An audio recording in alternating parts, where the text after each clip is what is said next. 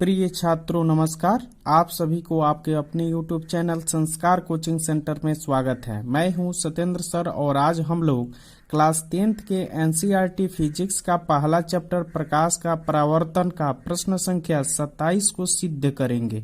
तो आइए सबसे पहले मैं प्रश्न को पढ़ देता हूं। प्रश्न है कि गोलीय दर्पण की फोकस दूरी f तथा वक्रता त्रिज्या r के बीच संबंध स्थापित करना है, अथवा गोलीय दर्पण में सिद्ध करें कि f बराबर r/2। अगर यही सवाल अगर रहता है कि अवतल दर्पण में सिद्ध करें कि f बराबर r/2, तो आप लोगों को इसी को सिद्ध करना है। तो आइए इस चित्र के माध्यम से हम समझने के कुछ प्रयत्न करेंगे, क्योंकि यह चित्र के माध्यम से ही हम इसको प्रूव कर पाएंगे कि गोलीय दर्पण में f बराबर r/2 कैसे होंगे। तो यहाँ पर आप लोगों को चित्र बना लेना है परीक्षा में। तो आइए इस चित्र के माध्यम से हम समझने का प्रयास करते हैं। इस चित्र में दी गई है कि m और m' जो है वह अवतल दर्पण का छोटा द्वारक है और इस अवतल दर्पण का ध्रुव P और X जो है वह मुख्य अक्ष है और इस मुख्य अक्ष के समानांतर AO जो है एक आपतित किरण है जो दर्पण के परावर्तक सतह पर पड़ता है, तो वह नियम अनुसार से मुख्य फोकस F से होकर गुजर जाता है। अर्थात हम कह सकते हैं कि मुख्य अक्ष के समानांतर जब प्रकाश की किरणें आती है तो परावर्तित होकर मुख्य फोकस F से होकर गुजर जाती है। प्यारे बच्चों, एक और भी आपको बात बताना चाहेंगे कि ध्रुव P से ही सभी दूरियां मापी जाती हैं और इसी ध्रुव P से ही सभी दूरियों को माप करके उसके संबंध स्थापित करेंगे, जो दर्पण सूत्र में भी हम स्थापित करने का प्रयत्न करेंगे, तो उसमें भी आप लोग ध्यान से देखिएगा। लेकिन बोर्ड में ये हर एक बार प्रश्न पूछता है कि f बराबर r/2 किस प्रकार से सिद्ध करना है। तो आपको इसको ध्यान से देखना है और इस वीडियो को अंत तक आप लोग देखेंगे तो जरूर आप लोगों को याद हो जाएगा, क्योंकि यह 5 नंबर का सवाल आपका बन जाएगा। तो इस चित्र में एक और बात बताना चाहेंगे कि ध्रुव P और F के जो बीच की दूरी है इसको फोकस दूरी कहते हैं और जो ध्रुव P और C के बीच की दूरी है इसको हम वक्रता त्रिज्या कहेंगे। अर्थात हम कह सकते हैं ध्रुव P और F के जो बीच की दूरी है उसको फोकसांतर कहते हैं और ध्रुव P और C के बीच की दूरी है उसको वक्रता त्रिज्या कहते हैं। तो आइए प्यारे बच्चों, हम इन चित्रों को माध्यम से हम यहाँ पर हल सॉल्यूशन करेंगे और कुछ तथ्यों को लिखने का प्रयत्न करेंगे। तो सबसे पहले समय का दुरुपयोग न करते हुए हम यहाँ पर लिख देते हैं। तो बच्चों, हम लिख दिए हैं इस चित्र के माध्यम से कि माना कि m और m' अवतल दर्पण का छोटा द्वारक है, बहुत छोटा है ये द्वारक m और m', जिसकी फोकस दूरी FP यानी कि FP यहाँ पर दिखाई दे रहा है, उसको F माने हैं यानी कि फोकस दूरी होगा। यहाँ से यहाँ तक की बीच की दूरी फोकस दूरी कहलाता है, तथा वक्रता त्रिज्या CP यानी कि CP यहाँ पर आप लोग देख रहे हैं बच्चों, आराम से देखेंगे। इसकी बीच की दूरी को हम वक्रता त्रिज्या कहते हैं और वक्रता त्रिज्या CP को हम दर्शाए हैं R द्वारा, क्योंकि यहाँ से ये त्रिज्या है, ये गोलीय दर्पण है और यहाँ से कहीं से भी हम मापेंगे इस गोलीय दर्पण के परावर्तक सतह को, जो गोले होते हैं, तो वह सभी दूरियां बराबर होती है, यानी कि वक्रता त्रिज्या को हम दर्शाते हैं,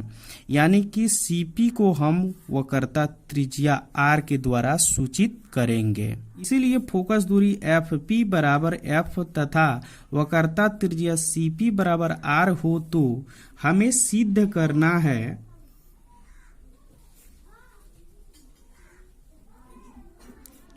है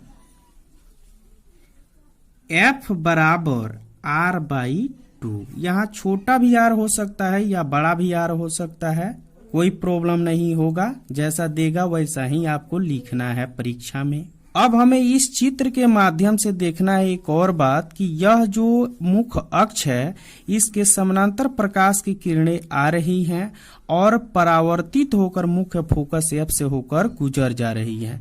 तो इसके बीच में यह सी से ओ यानी कि सीओ एक लंब डाला है जो वो बिंदु पर गया है, यानी कि या आपतित किरण और अभिलंब के बीच में जो बने कोण है उसको आपतन कोण कहेंगे, और जो परावर्तित किरण और अभिलंब के बीच में जो बना कोण होता है वह परावर्तन कोण कहलाता है। और परावर्तन कोण के नियमानुसार यह दोनों आपस में बराबर होती है। तो हम इसी के माध्यम से सिद्ध करेंगे, आप लोग आराम से इसको देखेंगे। तो आइए चलते हम इसके प्रमाण लिखते हैं कि आखिर में प्रमाण क्या है। तो प्रमाण देंगे हम परावर्तन के नियम से।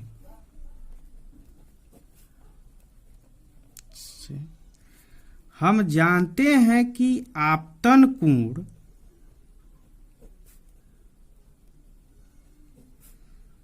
बराबर परावर्तन कोण होता है,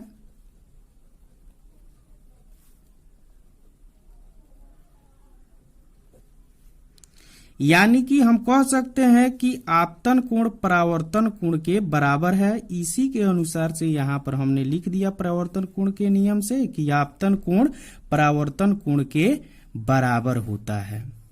इसलिए हम यहाँ पर जना देंगे कि कोण ए ओ सी बराबर होगा कोण सी ओ एफ के। कोण ए ओ सी बराबर आपका होगा कोण सी ओ एफ के। कोण सी ओ एफ के बराबर, इसको समीकरण 1 मान लेंगे।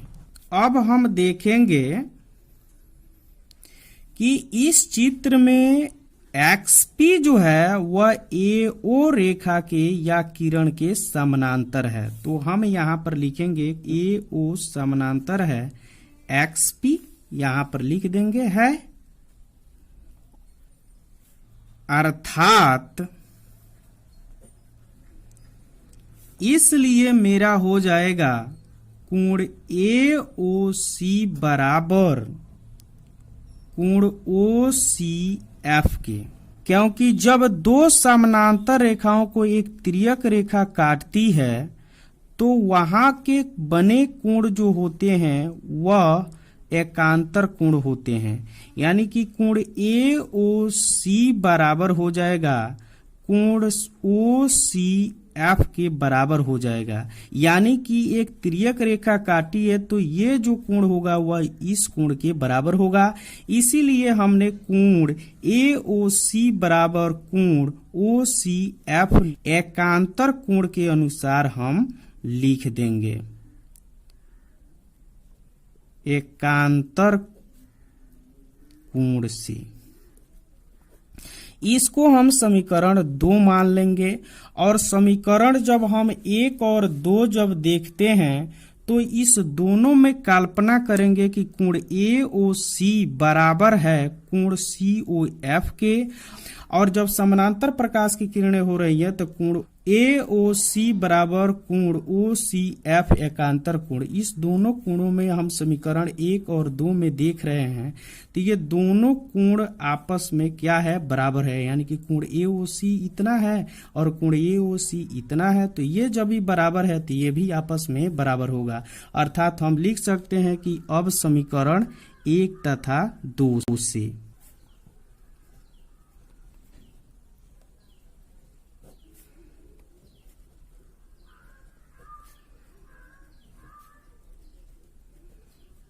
इसलिए हम कोण सी ओ एफ बराबर लिख देंगे कोण ओ सी एफ के। अतः हम चित्र में चलते हैं तो कोण ये और ये कोण दोनों आपस में बराबर हो गए, यानी कि कोण यह आपतन कोण से ये दोनों कोण बराबर है तो यह एकांतर कोण से ये कोण और ये कोण बराबर है। तो ये कोण आई और कोण आर ये दोनों कोण बराबर हो जाएंगे तो यह एक समद्विबाहु त्रिभुज हो जाएगा और समद्विबाहु त्रिभुज के सम्मुख भुजाएं बराबर होती हैं, यानी कि इस कोण की सम्मुख भुजा OF बराबर हो जाएगा और इस कोण की सम्मुख भुजा यह CF इस भुजा के बराबर हो जाएगा। तो आइए हम इसको लिखने का पहले हम आप लोगों को बता दें कि किस प्रकार से लिखेंगे। तो हम लिखेंगे, हम जानते हैं कि समान कोण की सम्मुख भुजाएं बराबर होती हैं, अर्थात यानी इस चित्र में हम लोग देखेंगे COF की कोण की सम्मुख भुजा ये CF है, यानी कि CF बराबर आपका इस कोण की सम्मुख भुजा तो CF हो गई और इस कोण की सम्मुख भुजा OF होगी, यानी कि ये OF और CF दोनों बराबर होगा क्योंकि यह समद्विबाहु त्रिभुज हो गया। इस दोनों कोण बराबर हो गए तो ये दोनों भुजाएं आपस में क्या हो जाएंगी, बराबर हो जाएंगी। तो प्यारे बच्चों, यहाँ पर हम आप लोगों को बता चुके हैं, इसको हम समीकरण आपको 3 मान लेना है। एक और बात बताना चाहते हैं प्यारे बच्चों कि जो O बिंदु है वह P के बहुत नजदीक हो तो यहाँ पर हम लिख लेते हैं कि पुनः माना कि O बिंदु